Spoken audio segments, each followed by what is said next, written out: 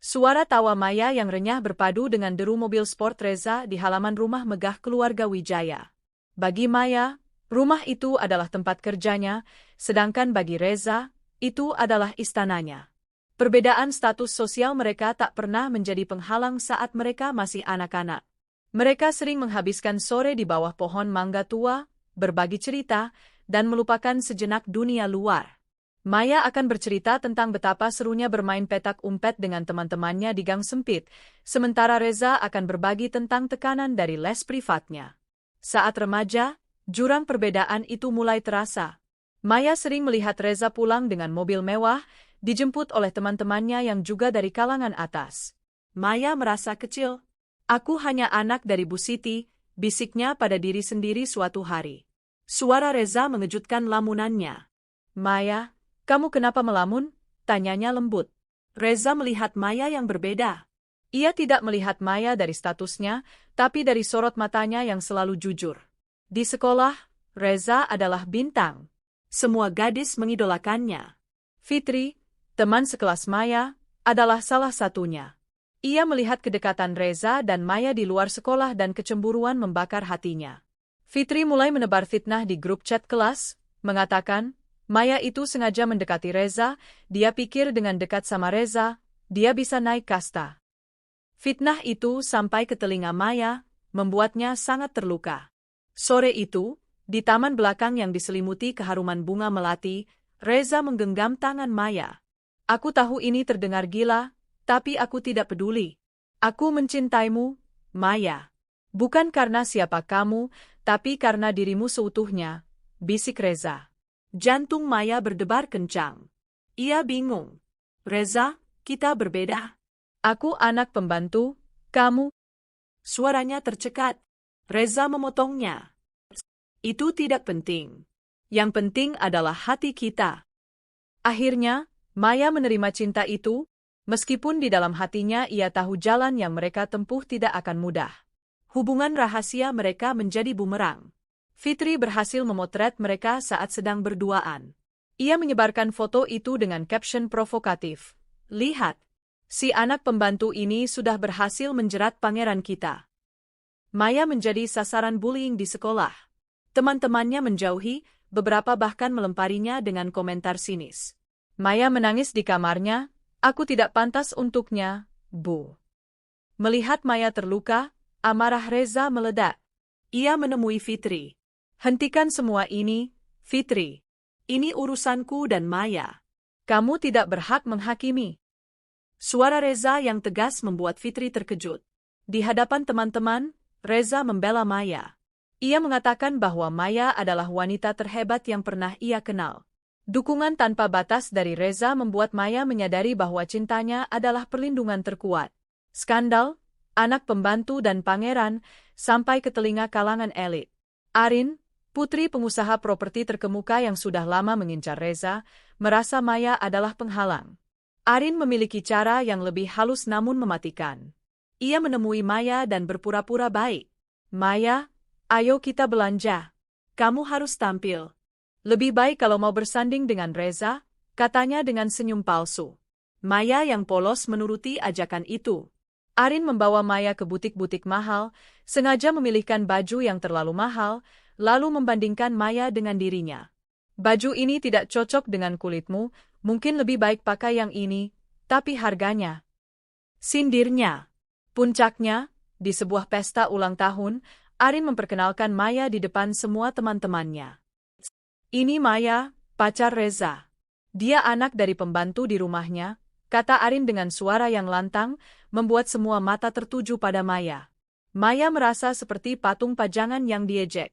Air matanya hampir jatuh, namun ia menahannya. Tiba-tiba, Reza datang, melihat wajah Maya yang pucat. Ia menarik Maya dari kerumunan. Maya, kamu tidak harus melewati semua ini, katanya penuh penyesalan. Di hadapan Arin dan yang lain, Reza berkata dengan tegas, dengar, aku tidak peduli kalian siapa. Maya lebih tulus dan berharga daripada semua orang munafik di ruangan ini. Kalian tidak berhak mempermalukannya. Fitri dan Arin akhirnya bersekutu. Mereka menyusun rencana untuk menghancurkan hubungan Maya dan Reza secara total. Mereka menyewa seorang pria tampan untuk menemui Maya di sebuah kafe. Pria itu pura-pura akrab dengan Maya. Tanpa sepengetahuan Maya, Fitri dan Arin memotret adegan itu dari jauh, menciptakan kesan seolah Maya sedang berselingkuh. Mereka mengirimkan foto-foto yang telah diedit dengan keterangan, "Reza, pacarmu berselingkuh di belakangmu. Bukankah dia hanya menginginkan uangmu?" Reza melihat foto-foto itu dan amarahnya memuncak. "Maya, apa maksud semua ini?" bentaknya lewat telepon. Maya panik. "Reza, itu tidak benar. Aku bisa jelaskan," teriaknya. Namun Reza sudah terlalu kecewa. Ia mematikan telepon. Hubungan mereka berada di ambang kehancuran. Namun, Reza tidak sepenuhnya percaya. Ia tahu Maya. Ia meminta bantuan tim IT-nya untuk melacak pengirim foto. Dengan susah payah, mereka menemukan bahwa foto-foto itu hasil manipulasi dan pengirimnya adalah Fitri. Reza sangat marah. Ia menemui Fitri dan Arin. "Aku tidak menyangka kalian sejahat ini," teriaknya. Reza langsung menemui Maya, memeluknya erat.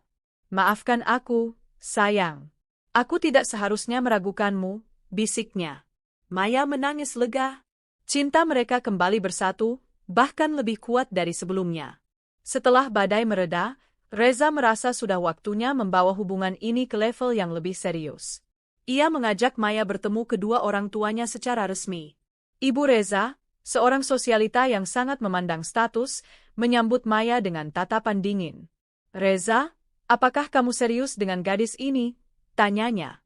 Ayah Reza, seorang pengusaha bijaksana, lebih tenang. "Nak, status sosial itu penting," katanya. Reza membela Maya.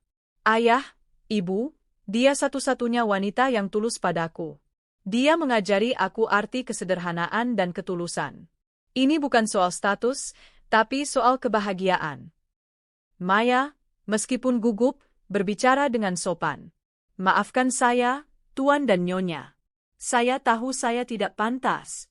Tapi saya mencintai putra Anda dengan tulus." Melihat keteguhan hati Reza dan kejujuran Maya, hati orang tua Reza perlahan melunak. Mereka melihat bagaimana mata Reza berbinar saat bersama Maya.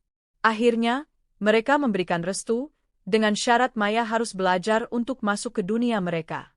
Ayah Arin, yang melihat Reza sebagai aset bisnis, memberikan tawaran besar, menikahi Arin sebagai imbalan kerjasama bisnis bernilai triliunan rupiah.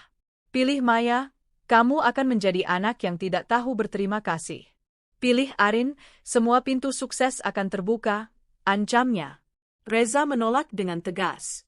"Bisnis saya tidak akan pernah dibangun di atas pengorbanan cinta saya," jawab Reza. Maya yang mendengar hal ini merasa sangat bersalah. Ia tidak ingin menjadi beban. Secara diam-diam, ia menemui Arin dan ayahnya. "Saya mohon, jangan sakiti Reza. Saya akan tinggalkan dia jika itu yang Anda inginkan," katanya dengan air mata. Arin tersenyum sinis. Terlambat. Dia sudah memilih. Reza mengetahui pengorbanan Maya. Ia marah dan memeluk Maya. "Jangan pernah lakukan ini lagi, Maya. Kau adalah takdirku. Kita akan berjuang bersama." Reza membuktikan cintanya dengan menolak semua tawaran itu dan membangun bisnisnya dari nol dengan prinsip yang ia pegang teguh. Hari yang ditunggu-tunggu tiba. Resepsi pernikahan Maya dan Reza menjadi sorotan media. Banyak orang yang terkejut melihat anak pembantu itu kini bersanding dengan pangeran impian mereka. Di pelaminan, Reza menggenggam tangan Maya. "Kau lihat, kita berhasil melewati semuanya. Cintaku padamu tidak akan pernah pudar," bisiknya. Maya tersenyum, air mata haru menetes. Ia tidak lagi menjadi anak dari Bu Siti, tetapi sebagai pendamping hidup Reza. Mereka membuktikan bahwa cinta sejati melampaui segala batasan. Mereka mendirikan yayasan untuk anak-anak kurang mampu, membantu mereka meraih mimpi tanpa terhalang oleh status sosial. Mereka hidup bahagia, dan kisah mereka menjadi inspirasi abadi tentang cinta yang tulus dan keteguhan hati. Bertahun-tahun berlalu sejak hari pernikahan yang meriah itu. Rumah megah keluarga Wijaya kini terasa lebih hangat, dipenuhi dengan tawa dua anak kecil yang berlarian di taman belakang, seorang putra bernama Arka dan seorang putri bernama Fania. Mereka adalah perpaduan sempurna dari Reza dan Maya. Mata Arka yang penuh rasa ingin tahu dan pantang menyerah seperti ayahnya, sementara Fania memiliki kebaikan hati dan senyum tulus yang menurun dari ibunya. Reza kini bukan lagi hanya putra tunggal keluarga Wijaya yang tampan dan kaya. Ia adalah seorang pengusaha sukses yang dihormati, pemimpin perusahaan yang membangun kerajaan bisnisnya bukan dari warisan, melainkan dari kerja keras, kecerdasan, dan prinsip yang ia pegang teguh. Perusahaan yang dulu diancam oleh ayah Arin, kini berkembang pesat, merambah ke berbagai sektor, termasuk yayasan sosial yang mereka dirikan, Cinta Kasih. Yayasan Cinta Kasih adalah proyek terbesar Maya. Ia mendedikasikan hidupnya untuk membantu anak-anak dari keluarga kurang mampu mendapatkan pendidikan yang layak, sama seperti dirinya dulu. Maya ingin membuktikan bahwa status sosial tidak akan pernah menjadi penghalang bagi mimpi. Ia sering bercerita kepada anak-anak yayasan tentang perjalanannya, tentang bagaimana ia pernah merasa tidak pantas, namun cinta dan keyakinan mampu mengubah segalanya. Suatu sore, Reza pulang kerja dan menemukan Maya sedang duduk di teras, memandangi senja. Ia mendekat dan memeluk Maya dari belakang. "Melamun apa, sayang?" bisiknya. Maya tersenyum. "Aku hanya teringat masa lalu. Tidak menyangka, ya, kita bisa sejauh ini." Reza membalikkan tubuh Maya, menatap matanya dalam-dalam. "Aku selalu yakin. Aku tahu, sejak pertama kali aku melihatmu di dapur itu, bahwa kamu adalah takdirku. Kamu adalah satu-satunya wanita yang tidak pernah melihatku sebagai Reza Wijaya, anak orang kaya. Kamu melihatku apa adanya." Kehidupan mereka tidak sepenuhnya mulus setelah menikah. Ada saja tantangan kecil yang datang, dari rekan bisnis yang meremehkan Maya hingga omongan-omongan tak sedap dari mantan teman Arin dan Fitri yang masih saja iri. Namun, Maya tidak lagi rapuh. Ia kini adalah istri Reza, ibu dari anak-anaknya, dan seorang wanita yang kuat. Ia menghadapi semua itu dengan senyum dan kepala tegak, karena ia tahu, ia memiliki Reza di sisinya.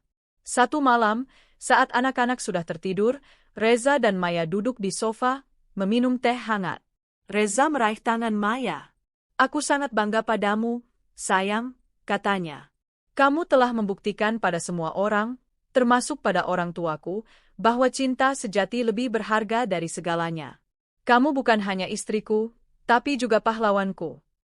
Maya tersenyum, air mata haru menetes. "Kamu juga, Reza? Kamu mengajariku untuk berani bermimpi. Kamu melindungiku dari semua badai dan fitnah. Tanpamu, aku tidak akan menjadi diriku yang sekarang." Kisah cinta mereka menjadi legenda di kalangan mereka. Kisah tentang anak pembantu yang dicintai pangeran. Namun, bagi mereka, ini bukan kisah dongeng. Ini adalah kisah nyata tentang dua jiwa yang berani melawan dunia, memilih cinta di atas segalanya, dan akhirnya menemukan kebahagiaan abadi. Mereka membuktikan bahwa cinta sejati tidak mengenal status, harta, atau pandangan orang lain. Cinta sejati adalah tentang ketulusan, kesetiaan, dan keberanian untuk saling berjuang bersama sampai akhir hayat.